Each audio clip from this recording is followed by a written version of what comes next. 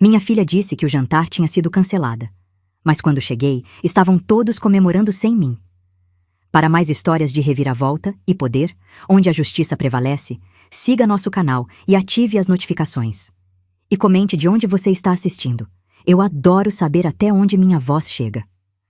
Vamos à história.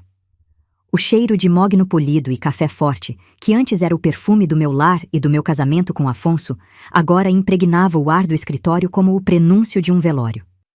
Era o cheiro da minha própria irrelevância, uma fragrância que se tornara mais forte a cada dia desde que ele se foi.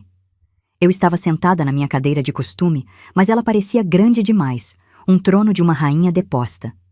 Ricardo, meu único filho, gesticulava com um entusiasmo que me era estranho, apontando para uma tela onde gráficos coloridos e palavras vazias como otimização e sinergia dançavam como abutres sobre a carcaça do legado de seu pai. Cada termo em inglês, cada projeção agressiva, era uma profanação, uma camada de verniz barato sobre a madeira nobre que Afonso e eu havíamos passado a vida inteira a cultivar com tanto esmero. Eles falavam de futuro, mas tudo o que eu sentia era a profanação do nosso passado, a demolição silenciosa de tudo o que havíamos construído juntos. Ao lado dele, Patrícia, minha nora, mantinha um sorriso de porcelana, perfeitamente moldado, mas que jamais alcançava seus olhos frios e calculistas. Era um sorriso que eu aprendera a decifrar, uma máscara de gentileza condescendente que ela usava sempre que queria me fazer sentir pequena, uma relíquia frágil que precisava de cuidados especiais. Ela me olhava como uma enfermeira olha para um paciente terminal, com uma paciência ensaiada que era mais cruel do que qualquer insulto direto. Cada aceno de cabeça, cada olhar de falsa compreensão era uma pequena facada na minha dignidade. Eles não falavam comigo, falavam para mim, como se eu fosse uma criança ou uma senil incapaz de compreender a complexidade de seus planos brilhantes. Eu era um objeto na sala, uma peça de mobília antiga que já não combinava com a decoração moderna e desalmada que eles planejavam impor não só à empresa, mas à minha própria vida, ao meu próprio lar. Mãe, entendemos que tudo isso é complicado para a senhora, disse Ricardo, e seu tom era tão untuoso quanto o óleo de peroba que ele desprezava. A palavra mãe em sua boca soava oca, um formalismo desprovido de qualquer afeto. Complicado. Para eles, eu era a personificação da complicação, um empecilho sentimental num mundo que exigia pragmatismo e frieza. Eles me explicavam os conceitos mais básicos de negócios como se eu nunca tivesse ouvido falar em lucro ou prejuízo, esquecendo-se convenientemente das noites em que eu passava em claro, ao lado de Afonso, revisando os livros contábeis ou traçando estratégias para superar crises.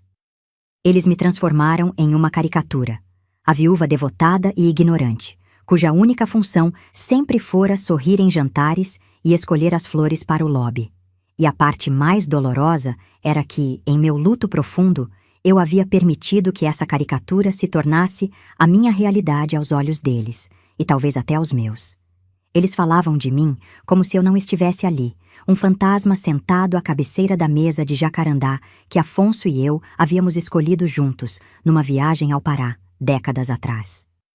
Minhas mãos repousavam sobre a madeira maciça, sentindo cada veio, cada imperfeição que contava uma história de nossas vidas.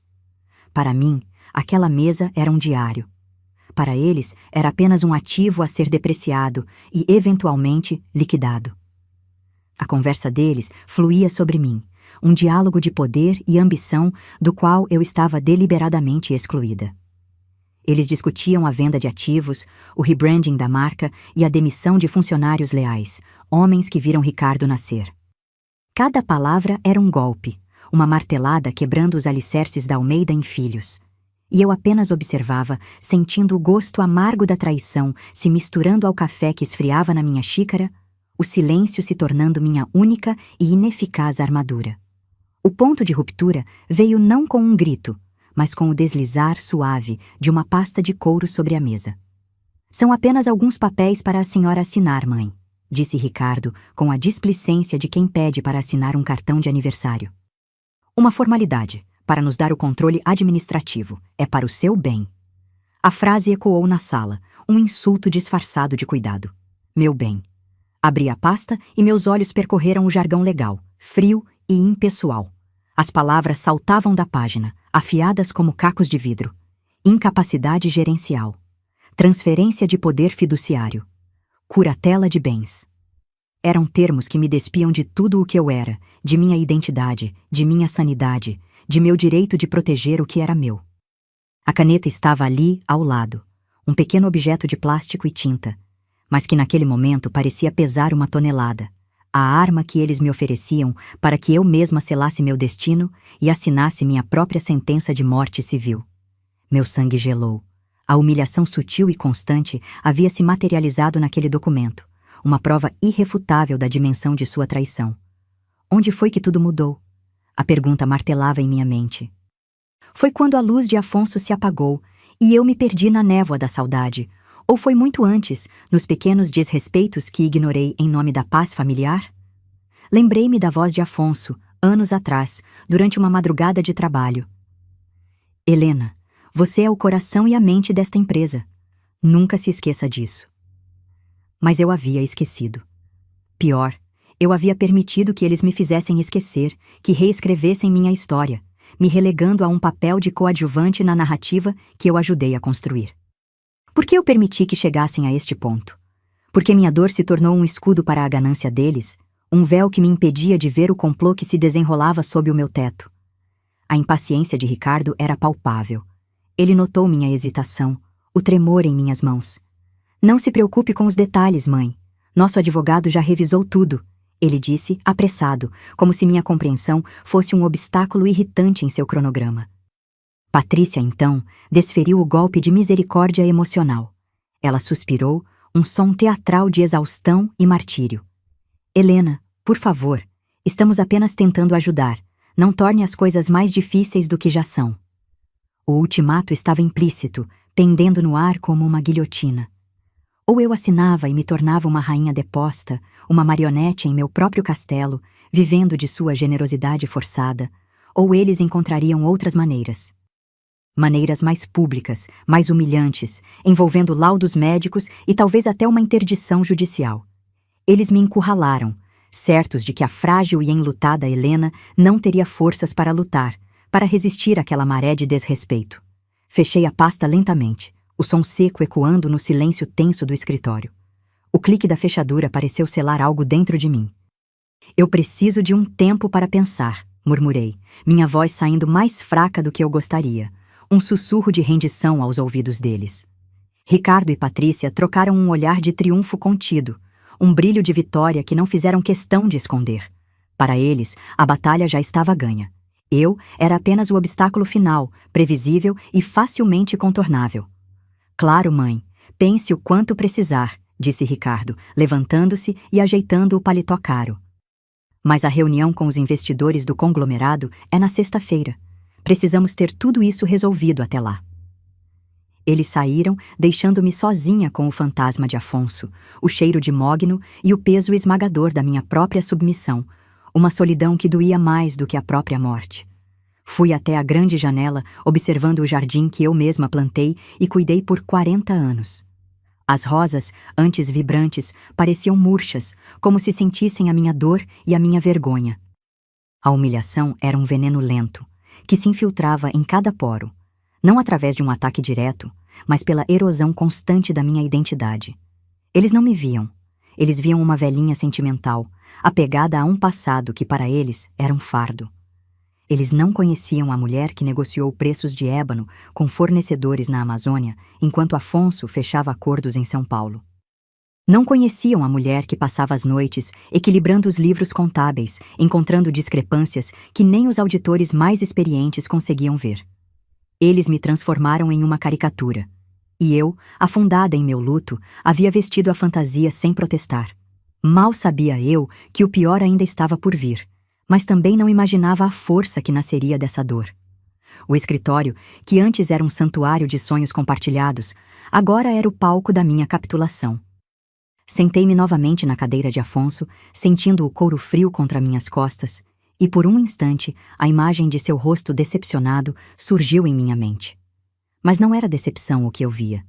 Era um desafio. Ele não me julgaria. Ele me perguntaria: "E agora, meu amor, qual é o seu plano?" Até aquele momento, não havia plano. Apenas uma névoa de dor e resignação. Mas o olhar de pena no rosto de Patrícia, a arrogância displicente na voz de Ricardo, a frieza daquele documento, algo se acendeu dentro de mim. Uma brasa que eu pensei estar extinta pelo luto começou a queimar, alimentada pela injustiça. Eles não podiam imaginar o que eu guardava em silêncio, o conhecimento que eu detinha, as ferramentas que Afonso e eu havíamos forjado juntos. Naquele momento, decidi que o jogo havia mudado. A névoa de tristeza que me envolvia há meses não se dissipou. Ela se solidificou, transformando-se em uma armadura de gelo. A dor não desapareceu, mas encontrou um propósito, um foco afiado que cortava a paralisia do luto. Naquela mesma noite, enquanto a casa mergulhava no silêncio presunçoso de Ricardo e Patrícia, que certamente celebravam sua vitória iminente, eu desci para a biblioteca. Não a principal, com seus sofás de couro e cheiro de papel velho, mas o pequeno escritório particular de Afonso nos fundos da casa, um cômodo que eles consideravam um santuário intocável de um homem morto, repleto de livros técnicos sobre botânica e marcenaria que eles julgavam inúteis. Para eles, era um mausoléu. Para mim, era um arsenal.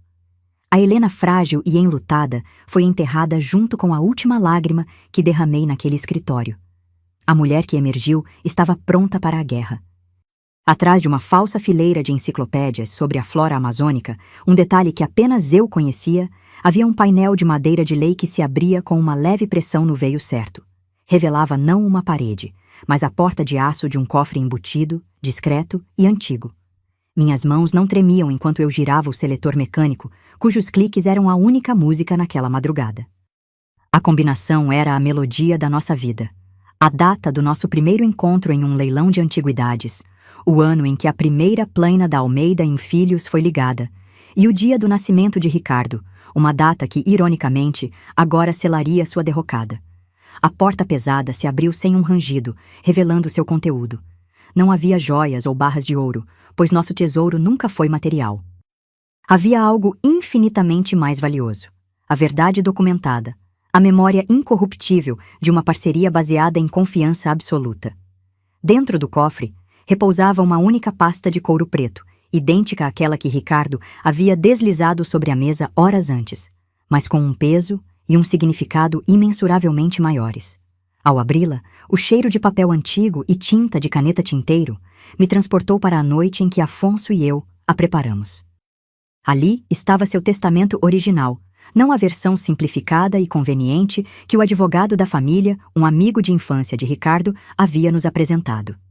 Este documento, registrado em segredo, continha o que Afonso chamava de sua cláusula de lealdade.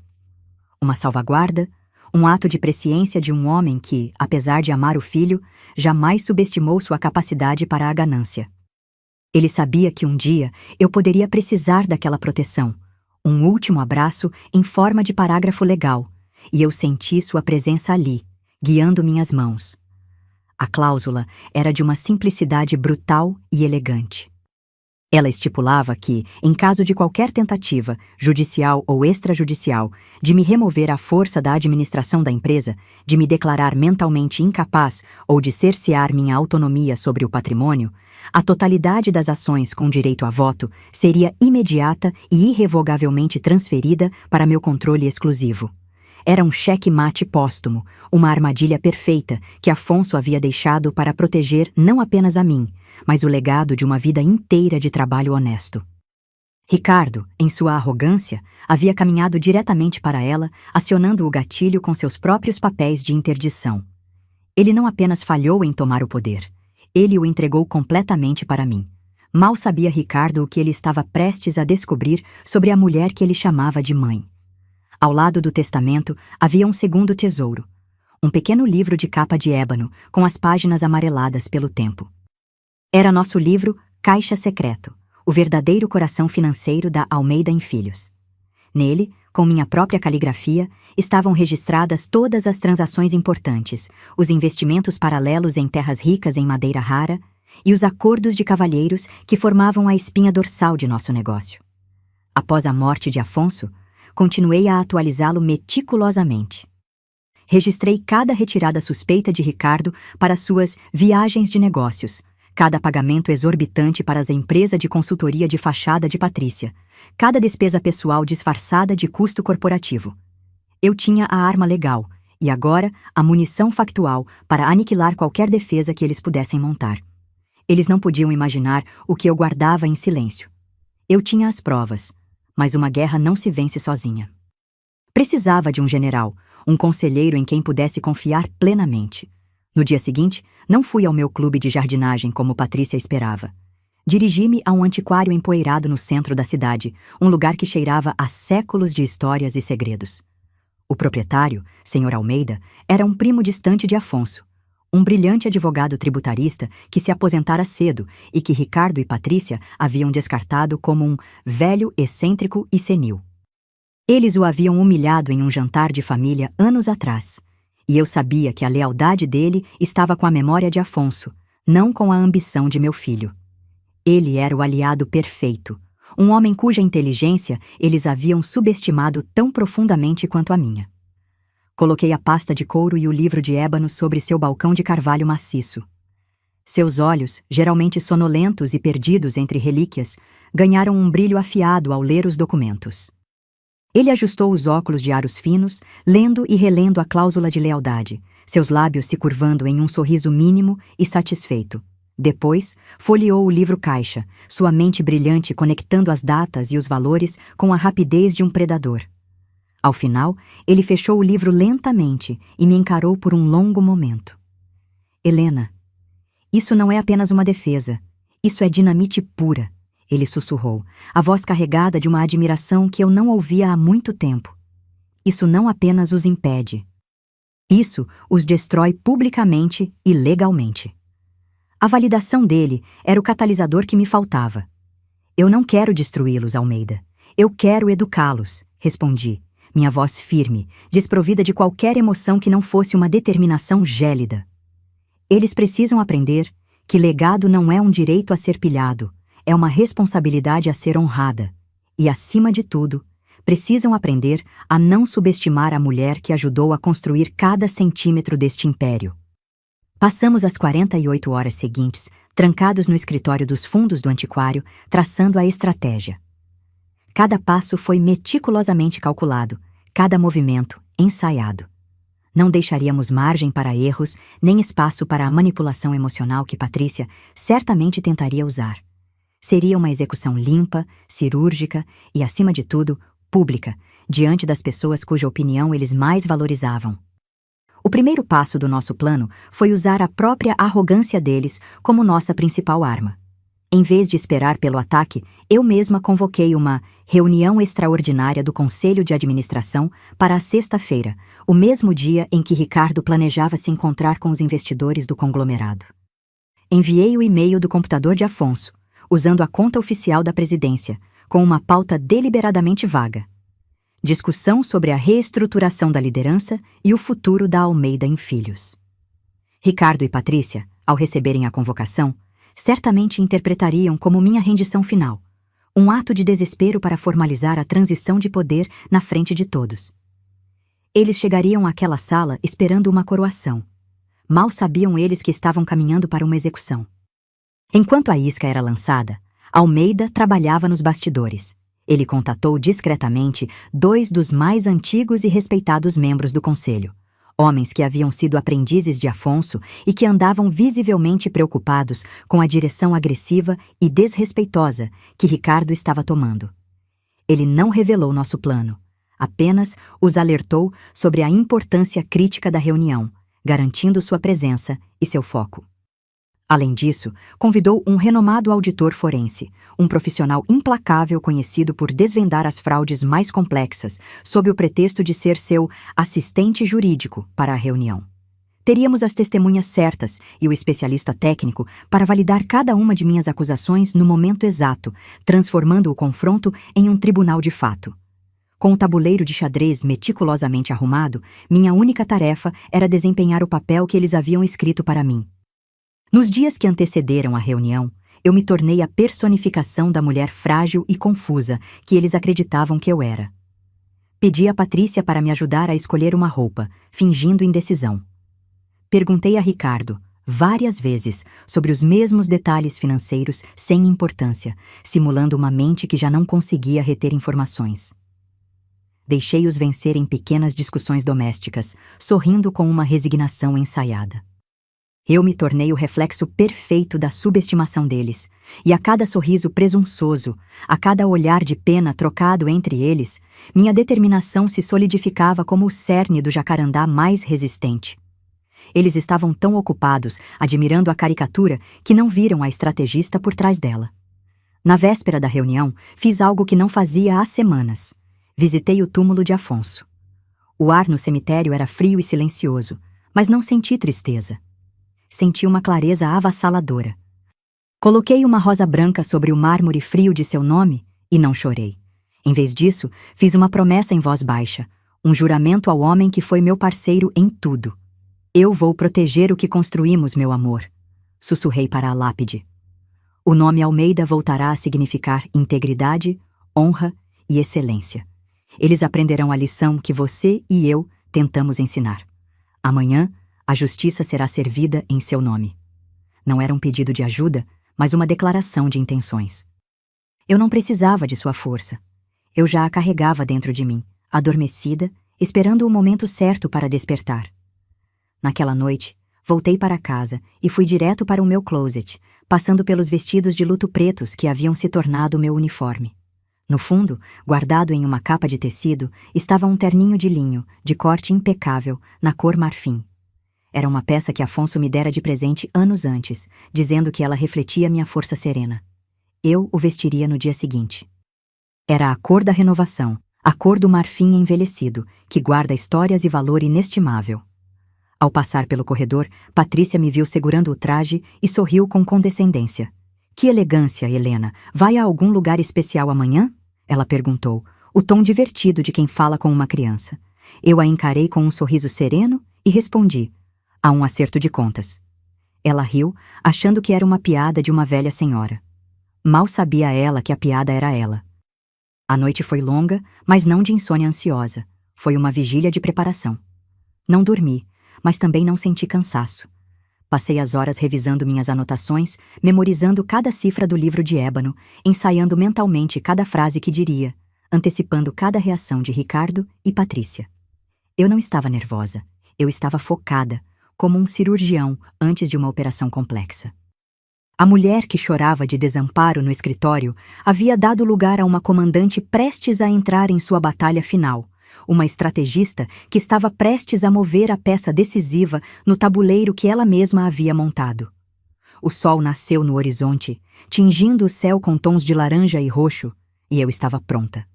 O espetáculo estava prestes a começar, e eu seria a diretora. Quando desci as escadas na manhã de sexta-feira, vestida com meu terninho marfim, encontrei Ricardo e Patrícia na sala de café da manhã. Eles estavam exultantes, a energia da vitória antecipada brilhando em seus rostos. Bom dia, mãe. Dormiu bem? Perguntou Ricardo, mal contendo sua excitação. Dormi como nunca, respondi com calma, servindo uma xícara de café preto. Estou me sentindo revigorada. Eles trocaram um olhar que eu conhecia bem, o olhar que dizia, coitadinha, nem sabe o que a espera. Eles me ofereceram uma carona para a da empresa, um gesto de falsa generosidade, mas recusei. Não se preocupem, eu irei com meu próprio carro. Gosto de chegar no meu tempo, disse eu. Eles não podiam imaginar que a verdadeira razão era para que eu pudesse entrar naquela sala de reuniões por último, como a peça final que define o jogo. A sala de reuniões da Almeida em Filhos estava exatamente como eu a deixara na última vez, com o mesmo cheiro de mogno e couro, mas a atmosfera era irreconhecível. Estava carregada de uma eletricidade predatória, a expectativa de um abate. Ricardo sentava-se na cabeceira, no lugar que sempre fora de Afonso, não com a reverência de um herdeiro, mas com a arrogância de um usurpador. Era um rei em um trono emprestado, e mal podia esperar para ser coroado. Ao seu lado, Patrícia exibia um ar de triunfo contido, seus olhos percorrendo os rostos desconfortáveis dos outros membros do conselho, homens que haviam envelhecido ao lado de meu marido. Eles pareciam incertos, confusos com o propósito daquela convocação abrupta, e eu podia sentir sua lealdade vacilando sob a pressão da narrativa de progresso implacável que meu filho lhes vendera. Eles estavam ali para testemunhar minha rendição, o ato final de uma tragédia familiar. Eu entrei por último, no momento exato em que Ricardo se preparava para iniciar seu discurso. O Sr. Almeida caminhava ao meu lado, sua presença discreta, mas sólida como a de um carvalho centenário. Meu passo era firme, e o som dos meus sapatos de salto baixo no piso de madeira era uma batida rítmica e deliberada, cada toque um anúncio de que a ordem estava prestes a ser restaurada. Todos os olhares se viraram para mim. Não havia fragilidade em minha postura, nem confusão em meu olhar. Vestida em meu terninho marfim, eu não era a viúva enlutada que eles esperavam ver. Eu era a matriarca, a cofundadora, a rainha que vinha reclamar seu reino. O silêncio que se instalou foi profundo, quebrado apenas pelo clique suave da minha pasta de couro ao ser colocada sobre a mesa de jacarandá, exatamente no lugar oposto ao de meu filho. Ricardo, pego de surpresa pela minha compostura, forçou um sorriso magnânimo, tentando desesperadamente retomar o controle do roteiro que ele havia escrito. Mãe, que bom que pôde vir. Estávamos prestes a começar, disse ele, gesticulando para a sala como se fosse o anfitrião. Como podem ver, senhores, convoquei esta reunião extraordinária para que possamos finalmente formalizar a transição de liderança e apresentar nosso plano para o futuro. Ele se apropriou da minha convocação com uma audácia espantosa, a arrogância sendo, de fato, sua armadura mais resistente. Patrícia assentiu, um gesto ensaiado de apoio. Eles me olhavam como se eu fosse a convidada de honra em minha própria execução, esperando que eu desempenhasse meu papel e assinasse minha sentença com um sorriso dócil. Eles não poderiam estar mais enganados sobre o que estava por vir. Sentei-me na cadeira oposta a ele, na outra ponta da imensa mesa, estabelecendo uma clara divisão de poder. Nossos olhares se cruzaram e, pela primeira vez, vi um lampejo de incerteza no dele. Na verdade, Ricardo, fui eu quem convocou esta reunião, disse eu, minha voz clara e ressoando no silêncio tenso, cada sílaba perfeitamente articulada e desprovida de emoção. E sim, vamos falar sobre transição. Vamos falar sobre o futuro da Almeida em Filhos. Mas talvez não da forma como você e sua esposa imaginaram. O sorriso dele vacilou, transformando-se em uma linha fina e dura. Patrícia me lançou um olhar de advertência, uma ameaça silenciosa que perdeu todo o seu poder. Eu não era mais suscetível às suas manipulações. O jogo deles havia acabado e o meu estava apenas começando. Antes de qualquer deliberação ou apresentação de planos mirabolantes, continuei, abrindo minha pasta com uma calma deliberada. Há um documento fundamental que precisa ser lido para constar em ata. É uma questão de ordem e de legalidade. Virei-me para o meu aliado. Senhor Almeida, por favor, faça as honras. Almeida levantou-se, ajustou seus óculos e pegou uma folha de papel timbrado, amarelada pelo tempo, mas perfeitamente preservada. Ele pigarreou e a sala prendeu a respiração. Ele não leu o testamento inteiro, pois não era necessário. Ele foi direto ao ponto, sua voz de advogado, treinada para dar peso a cada palavra, ecoando pela sala, enquanto ele lia a cláusula que Afonso e eu havíamos redigido juntos em uma noite chuvosa, anos atrás. Uma salvaguarda contra a ganância que meu marido infelizmente previra. As palavras caíram na sala como pedras de granito. Qualquer ação, judicial ou extrajudicial, iniciada por qualquer herdeiro ou parte interessada que vise cercear a autonomia administrativa, questionar a capacidade gerencial ou declarar a interdição da senhora Helena Almeida, resultará na imediata e irrevogável consolidação de 100% das ações votantes da Almeida em Filhos em seu nome, conferindo-lhe poder de controle absoluto e inquestionável. Almeida terminou a leitura e o silêncio que se seguiu foi absoluto, pesado e esmagador. O rosto de Ricardo passou do bronzeado confiante para um branco pálido, quase translúcido. O choque era tão visível que parecia uma ferida aberta em seu rosto. Patrícia olhava para o papel nas mãos de Almeida como se fosse uma serpente prestes a dar o bote. A armadilha havia sido acionada. Isso é um absurdo, é uma farsa, gaguejou Ricardo, levantando-se abruptamente, a voz falhando. O testamento que nosso advogado de família leu não dizia absolutamente nada disso. Esse documento é falso. Ele olhou para os membros do conselho, buscando apoio, mas encontrou apenas rostos impassíveis e curiosos. O testamento que o seu amigo de infância leu era uma versão preliminar, convenientemente incompleta e omitindo cláusulas cruciais.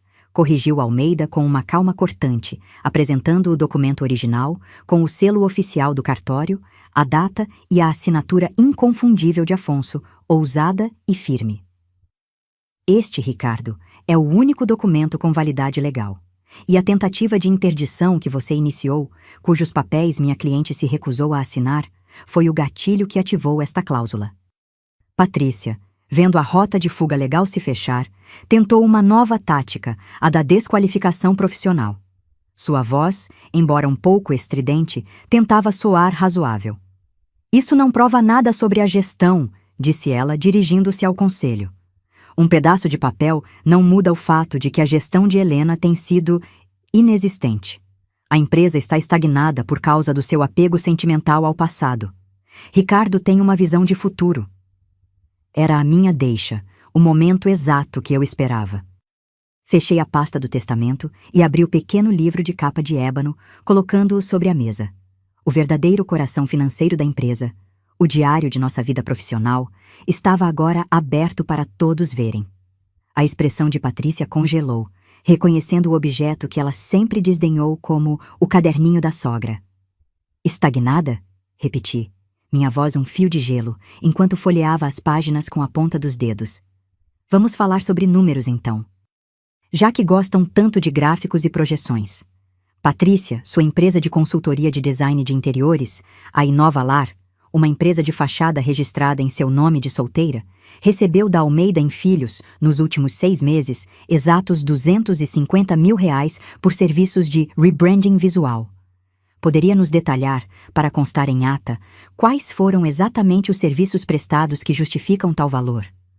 O rosto dela se petrificou, a máscara de porcelana finalmente se quebrando. O silêncio era sua única resposta.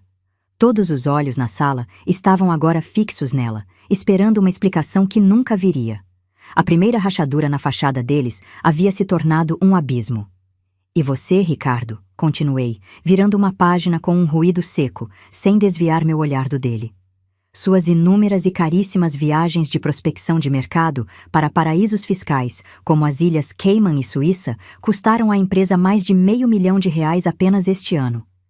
Curiosamente, as datas de suas viagens coincidem perfeitamente com as faturas de um iate alugado em Mônaco e suítes de luxo em resorts, que não possuem qualquer ligação com o mercado de marcenaria. Seria possível nos explicar qual a sinergia entre um iate no Mediterrâneo e a compra de mogno certificado? A linguagem corporativa que ele tanto usava para me diminuir agora era a arma que eu apontava de volta para ele, envenenada com a verdade de seus próprios atos. A linguagem metafórica se fora.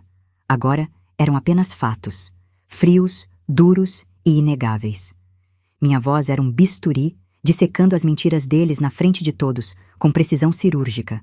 Li data por data, valor por valor. Cada desvio, cada fraude, cada nota de despesa inflada. O auditor forense, que se apresentara como o assistente jurídico de Almeida, fazia anotações diligentemente, seu rosto impassível, validando a gravidade de cada acusação. Os membros do conselho, homens que dedicaram suas vidas à empresa, olhavam de mim para Ricardo, e seus rostos, antes confusos, agora exibiam uma mistura de choque e fúria contida. A traição não era apenas contra mim, era contra o legado de Afonso, contra cada funcionário honesto daquela empresa. Eu não estava apenas expondo um roubo, estava expondo a profanação de um sonho. Vocês não me viam como mãe ou como sócia fundadora, afirmei, fechando o livro de ébano com um baque surdo que ecoou como um tiro na sala silenciosa. Vocês me viam como uma porta aberta para o cofre, um obstáculo sentimental a ser removido para que pudessem pilhar os recursos à vontade. Vocês não viam esta empresa como um legado de trabalho duro e honestidade, mas como um prêmio a ser saqueado e esvaziado antes de vendê-lo ao lance mais alto para um conglomerado qualquer. Levantei meu olhar e encarei meu filho diretamente. Vocês não queriam construir nada. Queriam apenas queimar tudo até as cinzas para se aquecerem com as chamas por um breve momento. Ricardo se levantou de um salto, a cadeira de couro pesado tombando para trás, com um baque surdo. Você não pode provar nada disso. São apenas números em um caderno velho de uma senhora senil. Ele gritou, o desespero finalmente rompendo sua fachada de controle. Era seu último e patético blefe. Cada lançamento neste livro corresponde a uma transferência bancária, a uma nota fiscal, a um e-mail arquivado nos servidores da empresa. Retruquei, meu olhar fixo no dele, inabalável. O auditor aqui presente, um dos melhores do país, terá grande prazer em conduzir a verificação completa. Você gostaria que começássemos agora? Na frente de todos? Ele estava encurralado, um animal selvagem pego na armadilha que ele mesmo ajudou a construir, olhando para os lados em busca de uma saída que não existia. Patrícia, em um último e desesperado esforço, tentou a cartada que sempre funcionara, a da manipulação emocional. Lágrimas de crocodilo brotaram em seus olhos perfeitamente maquiados, enquanto ela se virava para mim. Helena, por favor, disse ela, a voz embargada de uma falsa dor. Somos sua família. Nós amamos você. Estávamos apenas tentando modernizar as coisas. Talvez tenhamos cometido alguns erros no processo, mas nossa intenção sempre foi boa. A performance era digna de um palco, mas o teatro estava fechado. Não confunda ganância com modernidade, Patrícia. E não ouse usar a palavra família nesta sala. Cortei, minha voz tão gélida que poderia ter congelado suas lágrimas. A família que eu conhecia valorizava a honra, a integridade e o respeito. Vocês não sabem o significado de nenhuma dessas palavras. O confronto estava terminado. Não houve gritos da minha parte, não houve violência. Apenas a verdade, apresentada de forma metódica, lógica e irrefutável. A arrogância deles, antes uma montanha imponente, havia se desmanchado em um monte de pó aos meus pés. Olhei para cada membro do conselho, um por um, estabelecendo minha autoridade recém-consolidada. A reunião que meu filho queria ter com o conglomerado para vender nosso legado está, obviamente, cancelada. Qualquer comunicação com eles será feita exclusivamente por mim a partir de agora. Então, anunciei a nova ordem. A partir deste exato momento, conforme a vontade expressa de meu falecido marido e fundador desta empresa, e em total conformidade com os estatutos, eu assumo a presidência do conselho e o cargo de CEO da Almeida em Filhos. Minhas palavras não foram um pedido. Foram um decreto. O silêncio que se abateu sobre a sala de reuniões era mais eloquente do que qualquer discurso. Era o silêncio da ordem restaurada, da verdade que, uma vez dita, rearranja o universo ao seu redor. Ricardo estava afundado na cadeira que antes tentara usurpar, um rei deposto antes mesmo de sua coroação, seu rosto um mapa de choque e humilhação. Patrícia, ao seu lado, parecia ter encolhido. Sua máscara de superioridade social se estilhaçara, revelando apenas o vazio por trás dela. Os membros do conselho, antes divididos entre a lealdade ao passado e a promessa de um futuro lucrativo, agora me olhavam com um respeito renovado, um reconhecimento que transcendia a mera formalidade. Eles não viam mais a viúva frágil, mas a sócia fundadora que sempre esteve ali, a guardiã silenciosa do legado. Naquele momento, eu não senti um triunfo exultante, mas uma calma profunda, a paz que vem quando a justiça, finalmente, encontra seu lugar. Minha primeira ordem como presidente e CEO foi proferida sem hesitação, minha voz firme cortando o ar pesado. Ricardo, eu disse, dirigindo-me a ele, não como mãe, mas como sua superior hierárquica, você está sumariamente demitido de todas as suas funções e desligado do quadro de funcionários da Almeida & Filhos com efeito imediato. Sua conduta representa uma quebra de confiança irreparável e uma violação grave de seus deveres fiduciários. Ele ergueu a cabeça, um último resquício de desafio em seus olhos, mas as palavras morreram em sua garganta. Sua senha de acesso aos sistemas foi revogada. A equipe de segurança irá acompanhá-lo até sua sala para que retire seus pertences estritamente pessoais e, em seguida, o escoltará para fora das dependências da empresa. O carro corporativo deverá ser devolvido até o final do dia. Não havia espaço para negociação. Eram termos, não um debate. A porta profissional entre nós estava sendo fechada com a solidez do aço. Voltei meu olhar para Patrícia, que me encarava com uma mistura de pavor e ódio. Quanto à sua empresa de consultoria, Inova Lar, continuei, com o mesmo tom factual e impessoal. Nosso departamento jurídico iniciará uma ação cível para a restituição integral dos valores pagos por serviços fraudulentos, além de uma investigação por formação de quadrilha e apropriação indébita. Recomendo que procure um bom advogado. Fiz uma pausa, deixando o peso legal de minhas palavras assentar. Adicionalmente, a casa na qual vocês residem é um ativo da Almeida Filhos. A notificação de despejo será entregue amanhã. Vocês terão o prazo legal de 30 dias para desocupar o imóvel. Após esse período, considerarei o assunto encerrado de minha parte e entregue aos procedimentos legais cabíveis. Eu estava cortando não apenas os laços profissionais, mas todos os privilégios que eles usaram como armas contra mim. A fonte de seus recursos, a base de seu poder, havia secado. Em um último e patético ato de desespero, Ricardo se levantou, sua voz embargada, tentando apelar para uma conexão que ele mesmo havia destruído. Mãe, por favor, não faça isso conosco, com seu filho. A palavra soou oca, um eco de um tempo que não existia mais. Eu o encarei, não com raiva, mas com uma clareza desoladora. A palavra mãe implica amor, confiança e respeito mútuo, Ricardo. Você abdicou do direito de usá-la quando redigiu um documento para me declarar senil e incapaz. Você tentou me apagar da minha própria história, da minha própria vida. O que estou fazendo agora não é vingança. É a consequência direta de suas escolhas. Você plantou desrespeito e ganância, e agora está colhendo os resultados. O perdão não está na mesa, apenas a responsabilidade. E está na hora de você aprender a arcar com a sua. Minha voz não tremeu. Era a voz da dignidade restaurada, estabelecendo um limite final e inegociável. Quando a porta da sala de reuniões se fechou atrás deles, levando consigo a toxicidade que haviam espalhado, um suspiro coletivo de alívio percorreu a sala. A tensão se dissipou como fumaça, substituída por uma atmosfera de propósito renovado. Dirigi-me ao conselho, minha postura agora relaxada, mas ainda no comando.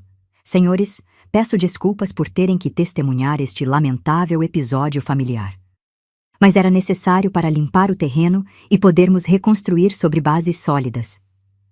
Apresentei-lhes um resumo do plano que Almeida e eu havíamos delineado, um plano que honrava a tradição artesanal da Almeida Filhos, mas que também abraçava a inovação de forma ética e sustentável. Falei de novas parcerias com comunidades indígenas para o manejo de madeiras certificadas, de um programa de aprendizes para jovens marceneiros e de uma nova linha de design que uniria o clássico ao contemporâneo. Eles ouviram, e pela primeira vez em meses, vi esperança em seus olhos. Ao retornar ao escritório principal, o lugar que antes me sufocava com o cheiro da minha própria irrelevância, senti uma mudança fundamental. O aroma de mogno polido e café forte já não era o fantasma de Afonso, era o perfume do meu legado, do nosso legado, que agora eu protegeria ativamente.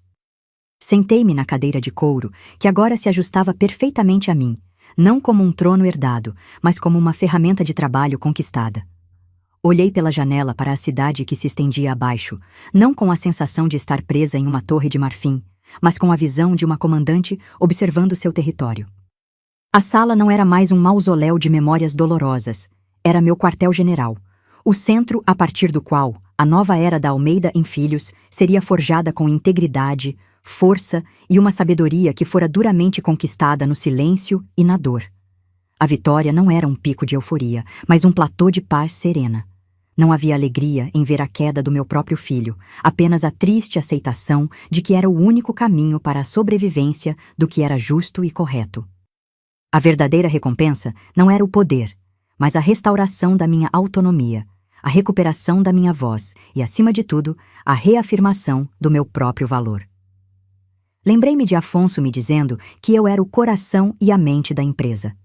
Ele não estava sendo apenas gentil, ele estava afirmando um fato que, no meu luto, eu havia permitido que outros negassem. Agora, eu sabia que ele estava certo. A força que eu usei para me defender não era nova. Ela sempre esteve ali, adormecida sob camadas de dor e subestimação, como o veio precioso de uma madeira rara, esperando para ser revelado pela mão firme do artesão. Peguei o telefone e liguei para o antiquário do Sr. Almeida. Sua voz, do outro lado da linha, era calma e satisfeita. Imagino que tudo correu conforme o planejado, Helena. Ele disse, sem precisar de detalhes. Correu perfeitamente, meu amigo. Obrigada por sua lealdade e sua mente brilhante. Agradeci sinceramente. Agora, por favor, inicie os procedimentos para a auditoria forense completa. Quero cada centavo desviado, rastreado e contabilizado. Não por vingança, mas por princípio.